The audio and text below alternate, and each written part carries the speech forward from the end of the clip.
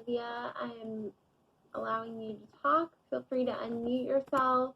Again, if you're on a phone, that's *6, and you can begin your public comment. Hi, my name is Olivia Powell. Thank you, council members, for being brave, as Hector and Pilar said earlier, and others. Thank you for fighting to follow the rules that exist to allow us to deal with these issues in our own communities. I'm a stakeholder as a member of West Valley People's Alliance. I'm a constituent of John Lee as a resident of CD12. Like others, I ask that the Northridge East Neighborhood Council considers and passes a motion to ask Councilmember Lee if he is staff or B. We together, the stakeholders in the Neighborhood Council, deserve to know if our city council member is named in an FBI indictment.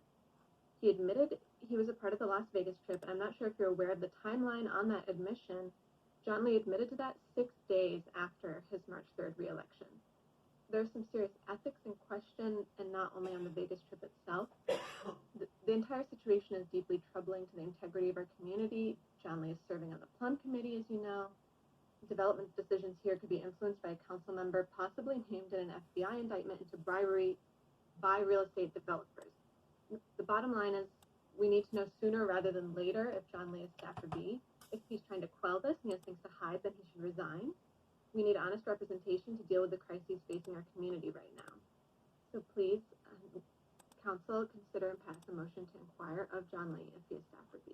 Thank you. Thank you, Olivia. Our next person for public comment is Colleen Mayan. I hope I didn't butcher that too bad.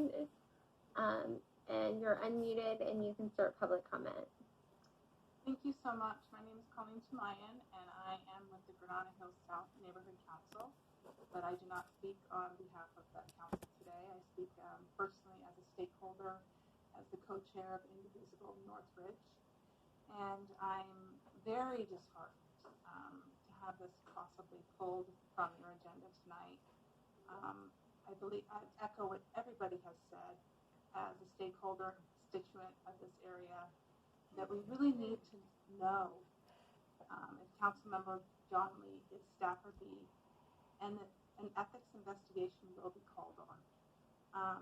As a neighborhood council, I applaud you for your courage.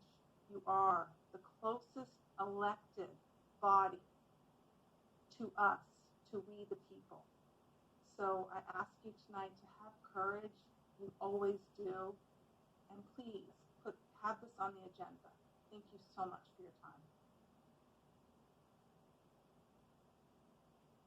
Thank you. Our next public comment is Karen Waters. Karen, I've unmuted you, so you can feel free to unmute yourself. And again, if you're on a phone, that's *6, and you're able to make public comments. Good evening, everyone. I'll make my comment very brief. I understand all sides of this. My name is Karen. Actually, I'm Vice President of Granada Hills North Neighborhood Council, and but I'm speaking just as a stakeholder who was advised by a family member who is serving in the criminal justice system to bring a little clarity to everyone. With an open investigation by the FBI, that is where things stand at this time, and is what is suspected to be the reason that other investigations can't go forth at this time. Again, I'm just speaking as a stakeholder, but that's what I was advised by a family member with a master's degree in criminal justice who's very aware of these things from all branches of government. So I think we also have to be reminded that we live in the United States of America, and we are innocent until proven guilty. And the council member has not been charged with anything, and all of this is all hearsay and speculative at this time. So that's all I have to say. Everyone have a good night. Thank you, Karen. I had seen someone else's hand, but now I don't.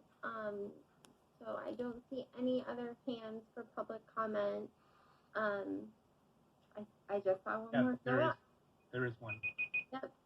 So Rian Reynes, I'm going to allow you to talk and hope that I didn't butcher your name too badly.